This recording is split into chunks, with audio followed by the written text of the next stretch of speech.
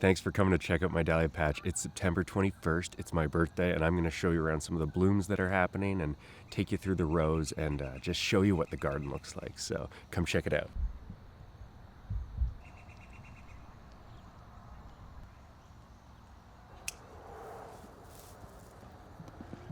My wife just got me a brand new pair of scissors. I like to use scissors instead of snips. She also got me snips, but I'm gonna probably save those for the tubers. This row here is 100% boom boom.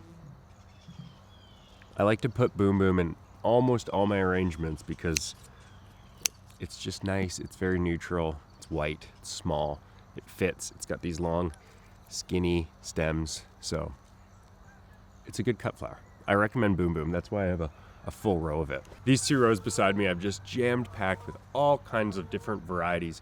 So any mixed packs that I got, I put in here. Say an 8-pack of dinner plates, I just put them all right here, labeled everything, and the whole row is different. It's got tons of variety. It's a really nice one to walk around, and it's where I've got some of my biggest blooms. So I've got Mackie in there, and I've also got Amori Paul, which is the daddy of Mackie, basically. Mackie's a sport of Amori Paul. So I'll walk you through there a little bit and show you some.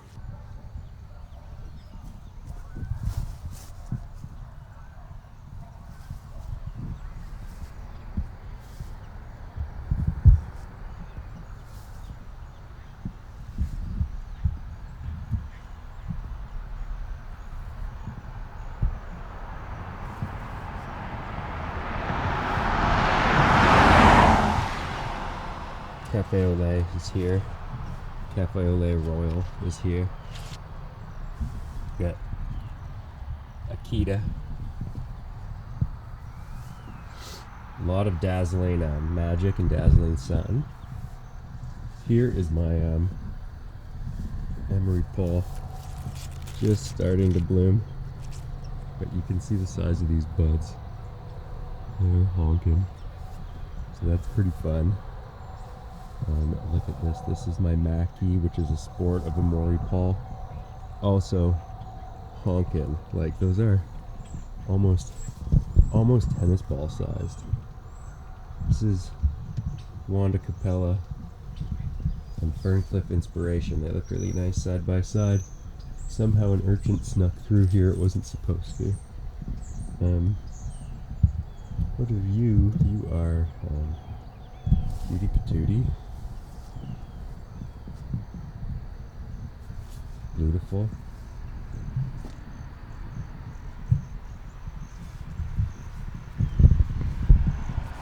Robin Regal.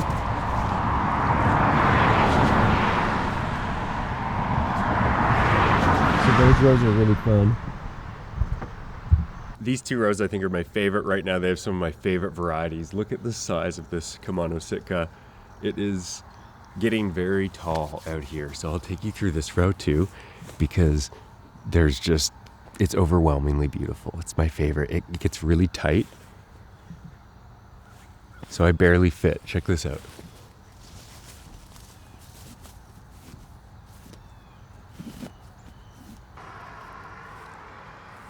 Some of the blooms I'm pulling out of this row are just absolutely insane. Look at this Belle of Barmera.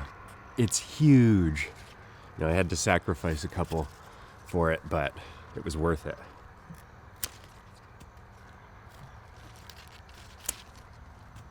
Look at this bloom. It is the size of my head. Wow. This is one of my all-time favorite varieties. The way that it grows, like the way that the petals feel, it's just so cool. If you're gonna grow any dahlia, this is a really good place to start. So this one's Rose Toscano. Just stunning. Fibonacci on that. Look at this. We've got Akita. We've got the Kamano Sitka. Focus. We have got, look at all of these orange balls. So this is a mix of Jomanda, Rose Toscano, and Sylvia. This is one of my favorite parts because there's just ball varieties everywhere. and every single day it replenishes. So like every day I can cut as many as I need, and then the next day it's ready to be cut again. And it gives you these super long stems. Look at this. This is perfect. Look at the size of this stem. This is just naturally out of the plant. So these ones are insane to grow. Look at that. Just naturally I pick like a 2-foot stem. So I love that.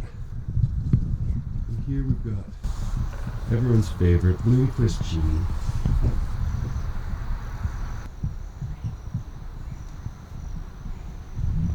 Bloomquist Jean and Bella Barmera next to each other.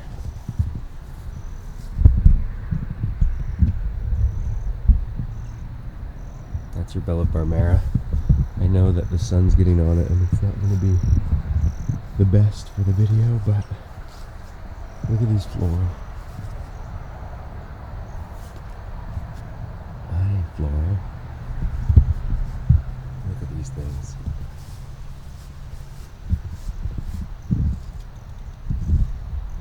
It's an absolutely perfect floral dinner plate, and they're everywhere.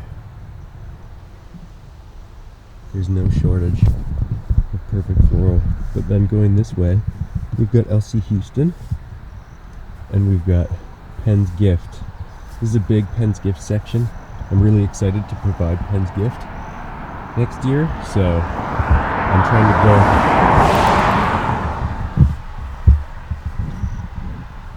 trying to grow a lot of it, so I'll have lots available for people. It is just a spectacular flower. Look at this.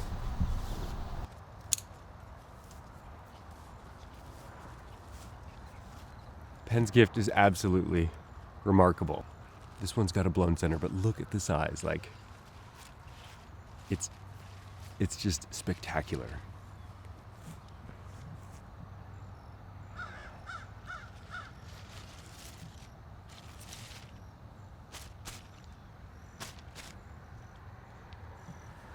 If you're gonna grow giant flowers, this is a really good one to grow.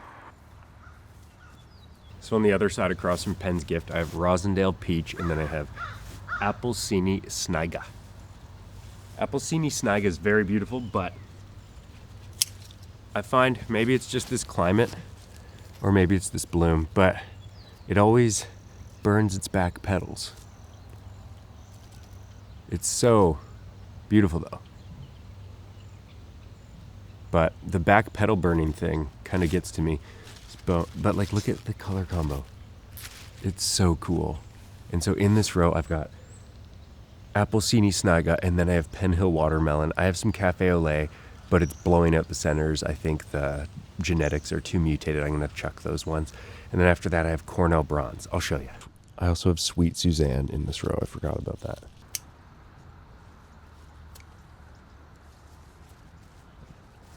So the Cafe au lait I'm growing in this row is pretty bad. It's just blowing its centers every time. It's genetically mutated. Hasn't given me a single good flower yet. But check out this Penhill Watermelon.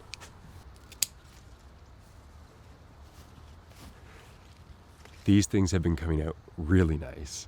It's just so juicy and like soft, and I love the way that the petals like wisp and kind of curl. This flower is incredible. Like, come on, look at this.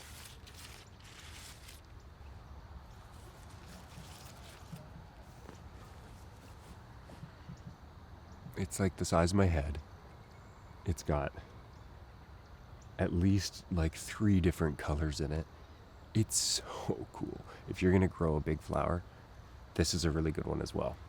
And then right next to Penhill Watermelon, I have Cornell Bronze, which is just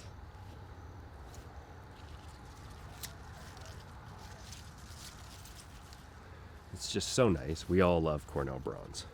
If you grow dahlias, you've definitely heard of this one.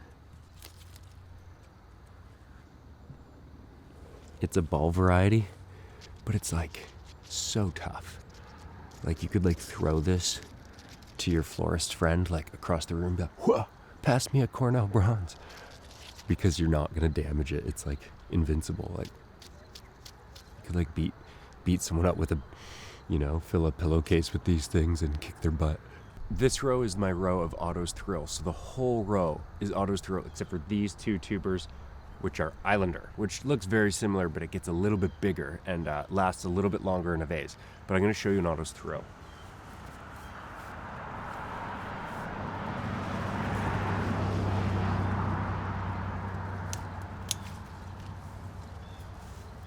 This is what you can expect when you grow Otto's Thrill. You get these big, plush, pink, like soft pink blooms, and it's very delicate, this flower. So like it sparkles in the sun.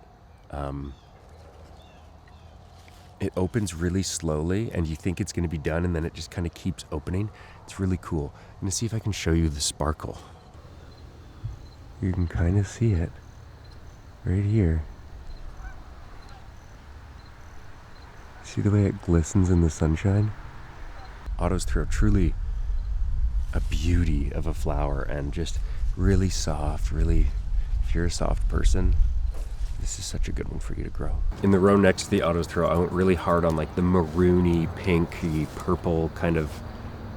So this one is called Pinky Swear. And it's one of those like water lily varieties. The way that it stands up like that. It's very pretty. It's hard to capture its essence on the camera, I find. Maybe I can do it though. Let's try. This one's Lupin Chris. These tones, I'm telling you, are really hard to get on camera. Let me adjust the settings a little bit. That's a little better. Yeah, there she is. Hi. So that's your Pinky Swear, a really beautiful variety.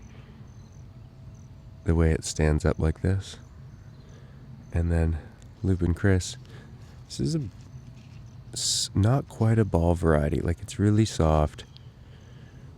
Really nice the way that it goes light to dark on the inside. These are both beautiful flowers. Anyway, check this out. So after I cut these flowers right now on this tuber that I'm giving you guys, I'm just dropping them there because I'll use them in bunches in like a few minutes when I make 30 different arrangements. So we're coming back around. I'm going to show you the rest of this row.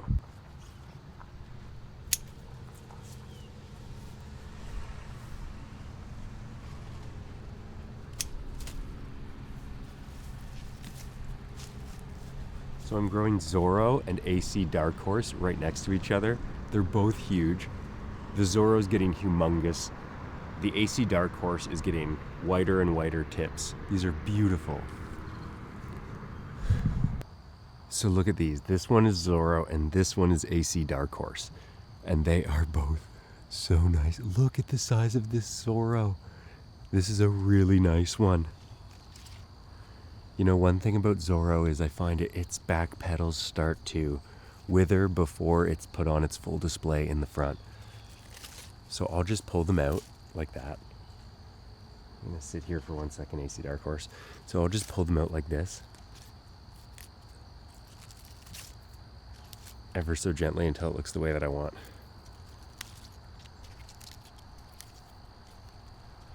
But man, what a bloom this is, eh? Hokey smokes. That's your Zoro for you. Perfect display for, mid-September, September 21st. This is exactly the time that you're gonna have really good blooms like this, and I'm really happy with this. And there's a whole whack of them. I'm gonna show you. So I know that you know that Zoro is amazing, but did you know it was this amazing? Look at all of these blooms. This is from like 4 or 5 different plants, maybe actually 6, but man, these are some of the best Zoro that I've ever seen, and I'm just thrilled. It's just down the row from Zoro. We've got Urchin, and Urchin is doing exactly what it should do right now. This is firm, even though it looks like it's really delicate. It actually has a little bit of pushback to it, which is really cool. Someone reached out on Instagram and said, I was watching your daily dahlia cutting series and it only took me 7 or 8 days to find one that my grandpa actually bred. So he is the farmer that actually created Urchin along with hundreds of other varieties. I'll put his name right here because I actually don't remember his name off the top of my head.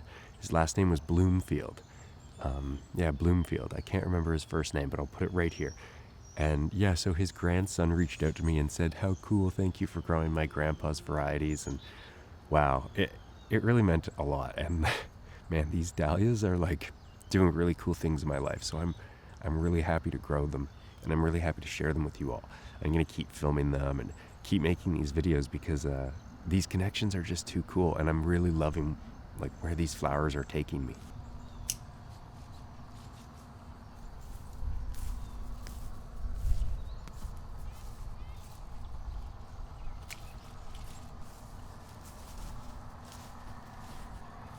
This is an entire row of Spartacus. And these things are heavy. Like these are honkers. They look like pom-poms. Go. You know, pretty funny.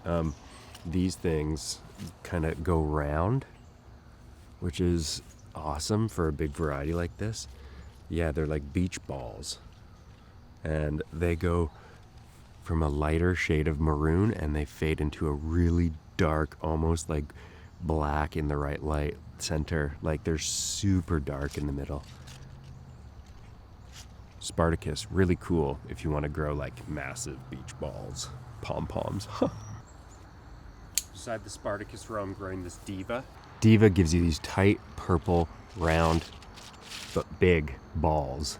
It's very cool, pretty firm, not quite Cornell bronze firm, but awesome to work with, really easy, really durable, strong stems. So I did the whole row of Diva, and then next to it I've got Creme de Cassis. So this row is entirely Creme de Cassis. It's a pretty popular variety. It's really low to the ground, so if you need a small dahlia variety that'll stay low, this is a good one to do. But something to keep in mind with that is it doesn't grow very long stems naturally. So if you want it to grow longer stems, you have to cut really deep, and then it results in really wide stems. So just be mindful of that. It's going to give you a really girthy stem instead of like a thin, easy to work with one. So if you're okay with big, thick stems, Creme de Cassis is a good one to grow, but you're going to have to be cutting like almost to the ground because it grows so low.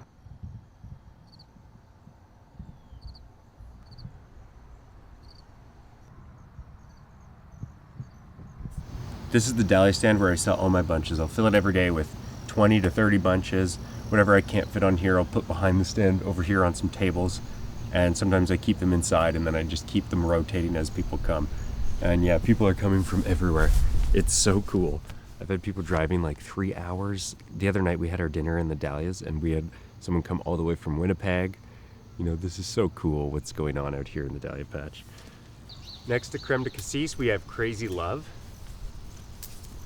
Crazy Love's a cool variety. It's white with purple tips.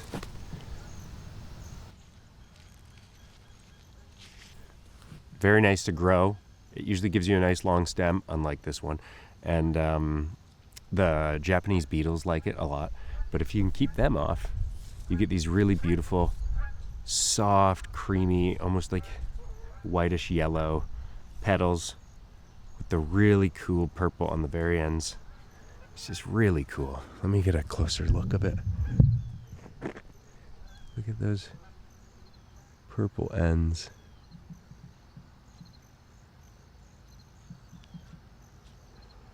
Isn't that beautiful? Recommended. Dahliamandrew approved. And beside the Crazy Love, we have the Pooh seedlings. So I've planted all of these from seed as descendants from the variety called Pooh, which is named after Winnie the Pooh because of the colors. And I'm getting all kinds of really funky varieties. I planted 52 seedlings here, and now they're absolutely thriving. The bees love this patch, so I'm pretty much just leaving it alone now and watching what it does. Pretty soon I'm going to start labeling the bases of the plants with the ones that I want, and the ones that I don't want, I'll probably sell in my mix packs. So yeah, poo seedlings. First year doing seedlings ever in my life. I'm really excited to go on this seed journey and see what happens. So that's the front yard dahlia patch, guys. Thanks for watching this video and checking out my blooms.